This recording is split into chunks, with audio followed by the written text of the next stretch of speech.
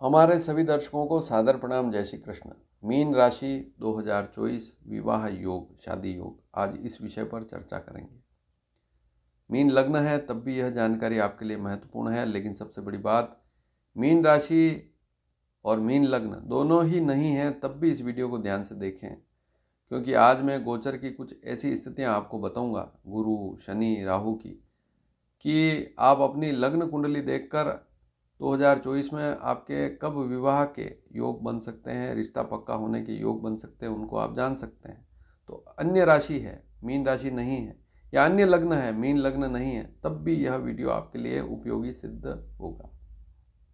लेकिन इससे पहले एक प्रश्न जो बार बार उठता है कि योग तो हम बता रहे हैं, या प्रश्न आता है कि पंडित जी आप योग तो बता रहे हैं लेकिन मेरे बेटे की शादी अभी तक नहीं हुई, या मेरी बेटी की शादी अभी तक नहीं हुई, इसके पीछे क्या कारण है?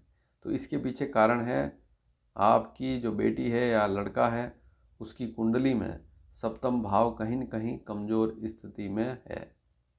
तो योग आएगा लेकिन टल जाएगा। ऐसी स्थितियां भी बनेगी कि 2024 में जो 12 राशियां हैं उनमें से कुछ राशि तो आपकी है, आ रही है, योग बन रहा है, सारी चीज़ें हैं, लेकिन फिर भी शादी नहीं हो पाएगी।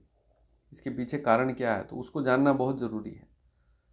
तो सबसे पहले इस वीडियो को ध्यान से देखें आप, और लग्न कुंडली खोलें और देखें अपनी संतान की जो कुंडली है, आपका लड़का है, लड़की है, उसकी जो कुंडली है उसका 7वां भाव जरूर देखें। यहाँ पर 3 नियम जिन पर ध्यान देना बहुत ज़रूरी है। पहला नियम, सप्तम भाव पीड़ित, भाव पीड़ित का नियम। ये वैसे यह जो नियम है हर भाव के लिए है। मान लीजिए किसी को आमदनी अच्छी नहीं है तो वहाँ लाभ भाव को देखना पड़ेगा। कहीं भाग्य का लाभ नहीं मिल रहा है तो नवम भाव को देखना पड़ेगा।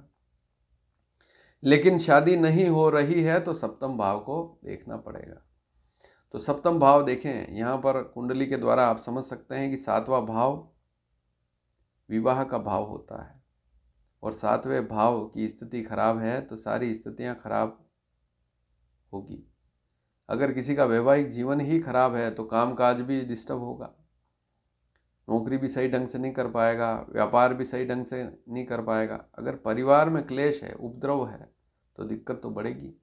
पारिवारिक समस्या, परिवार की समस्या है तो फिर काम व्यक्ति ढंग से नहीं कर पाएगा। तो सप्तम भाव बड़ा महत्वपूर्ण भाव है, यह व्यापार का भाव भी है। तो सप्तम भाव को देखें, आपकी जो संतान है उसकी कुंडली में सप्तम भाव पीड़ित तो नहीं। अब पीड़ित कैसे है कि सप्तम भाव में कोई नीच का ग्रह तो नहीं।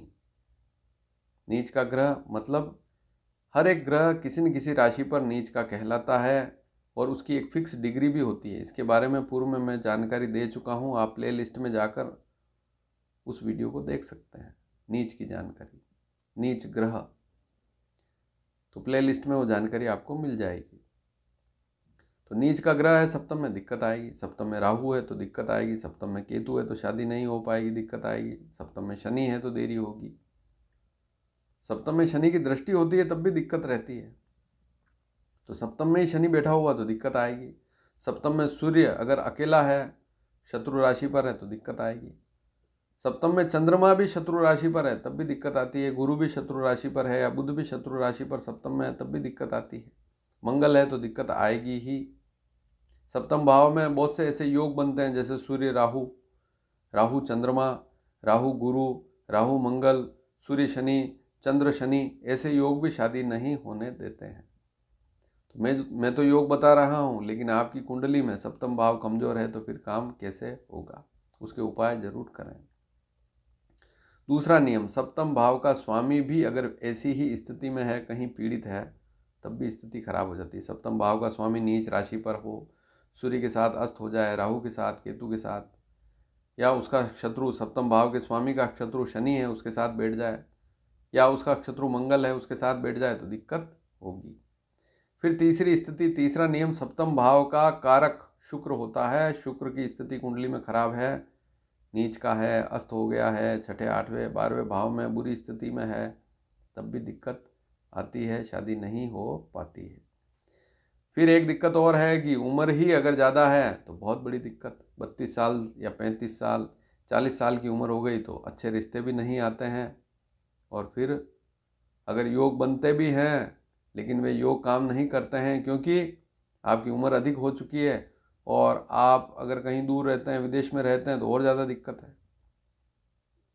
और आप जैसी एजुकेशन या जैसी लड़की चाह रहे हैं, मान लीजिए कोई लड़का 40 साल का है लेकिन उसको लड़की अच्छे पैकेज वाली ऐसी उम्र में भी चाहिए, तो फिर और दिक्कत बढ़ जाएगी। तो कहीं न कहीं आपको थोड़ा सा कॉम्प्रोमाइज़ ज़रूर करना पड़ेगा अगर अधिक उम्र हो गई है। और उम्र कम है तब भी दिक्कत है। क्या दिक्कत है कि नौकरी में कहीं लगे हुए हैं, पैकेज अच्छा नहीं है, तो अभी शादी के बारे में नहीं सोच रहे हैं, रिश्ते तो आ रहे हैं, तो वो टाइम निकल जाता है। या पैकेज अच्छा है तब भी और आगे पढ़ाई करनी है या और किसी काम में व्यस्त हो गए, तो समय खराब होता है। अब महत्वपूर्ण विषय पर आ जाते हैं। गुरु की 2 स्थितियां रहेगी 2024 में। जनवरी से अप्रैल तक 4 महीने गुरु मेष राशि पर रहेगा। ऐसी स्थिति में यदि आपकी कुंडली में, लग्न कुंडली की बात हो रही है, अब आपकी राशि कोई भी हो सकती है और आपकी जो लग्न कुंडली भी कोई भी हो सकती है, लेकिन आप कुंडली में यह देखें कि आपकी कुंडली में गुरु जन्म कुंडली में 1, 5, 7 या 9 नंबर अंक पर लिखा हुआ है। मेष राशि, सिंह राशि, धनु राशि या तुला राशि का गुरु है आपकी कुंडली में, तो अप्रैल तक, जनवरी से अप्रैल तक का समय आपके लिए विवाह में योग कारक रहेगा। गोचर का गुरु आपको लाभ देगा। मई से लेकर दिसंबर तक उनको लाभ मिलेगा जिनकी कुंडली में गुरु 2, 6, 8 और 10 इनमें से किसी एक अंक पर लिखा हुआ है कुंडली में। तो गुरु की स्थिति आपने जान ली, गोचर गुरु की स्थिति। राशि के बारे में भी बता रहा हूँ, ध्यान से देखें पूरा वीडियो। अब शनि की बात करेंगे। शनि पूरे साल कुंभ राशि पर गोचर करेगा। ऐसी स्थिति में तुला, कुंभ, वृषभ और सिंह लग्न की जिनकी कुंडली है उनको भी लाभ मिलेगा। इसके अलावा ये राशियां हैं तब भी लाभ जरूर शनि देगा आपको, गोचर का शनि 2024 में। क्योंकि 2024 की बात हो रही है तो सभी बड़े बड़े ग्रहों को हम ले लेते हैं, गुरु को भी, शनि को भी, राहु को भी। मंगल की जानकारी अलग से दूंगा, अलग से वीडियो में निरंतर बनाता रहूँगा, आपको भेजता रहूँगा। तो मंगल किन किन राशियों की योग बनाएगा वो वीडियो भी जरूर देखें। अब राहु की बात करें तो राहु भी अचानक रिश्ता लाना, ऐसा योग बनना, ऐसी स्थितियां बनती है। अचानक रिश्ता आता है, बातचीत एकदम पक्की हो जाती है। तो यदि आपकी कुंडली में सप्तम भाव का स्वामी, अब इसे नोट करना जरूरी है, सप्तम भाव का जो स्वामी है वह कुंडली में यदि कर्क, कन्या या वृश्चिक पर ही है, इनमें से किसी एक राशि पर ही है, तो 2024 आपके लिए राहु भी इस समय में योग कारक रहेगा। गोचर का राहु मीन राशि पर रहेगा और यह ऐसी स्थिति में जो मैंने स्थिति बताई कि सप्तम का स्वामी यदि कर्क राशि पर है, या आपकी कुंडली में सप्तम का स्वामी कन्या राशि पर है, या आपकी कुंडली में सप्तम का स्वामी जो भी ग्रह है वह वृश्चिक राशि पर है, तो राहु अचानक लाभ देगा। रिश्ता पक्का होने का पूरा योग अवश्य बनेगा। अब मीन राशि और मीन लग्न है तो विवाह का योग 2024 में है या नहीं, तो पूरा साल आपके लिए सर्वश्रेष्ठ रहेगा। पूरा साल आपके लिए योग कारक अच्छा रहेगा, इसमें कोई दोहराए वाली बात नहीं है। अप्रैल तक तो विशेष है ही, उसके बाद भी अच्छी स्थिति है। अब कोई लड़की है मान लीजिए मीन राशि की, तो मुहूर्त भी देखें अगर, तो गुरु देखना पड़ेगा। तो गुरु की स्थिति अप्रैल तक, जनवरी, फरवरी, मार्च, अप्रैल 4 महीनों में गुरु की स्थिति काफ़ी अच्छी रहेगी। उसके बाद तीसरा गुरु हो जाएगा। तीसरे गुरु में भी मुहूर्त निकलवा कर विवाह कर सकते हैं। जैसे नवंबर दिसंबर में कोई मुहूर्त आता है तो शादी वहाँ कर सकते हैं। तीसरा गुरु है तो भी कोई उसकी पूजा करने की आवश्यकता नहीं है। और आजकल वैसे भी लड़कियों की उम्र 18 से अधिक ही है, 20, 21, 22, 23, 24 या और अधिक है, तो वहाँ शास्त्र कहता है कि अधिक आयु में गुरु शुद्धि की आवश्यकता नहीं है। तो आज आपने इस विषय को जाना, बड़ी बारीकी से समझा होगा, तभी आपको समझ में आया होगा। और वीडियो पसंद आया हो तो शेयर ज़रूर कीजिएगा। धन्यवाद। जय श्री कृष्ण।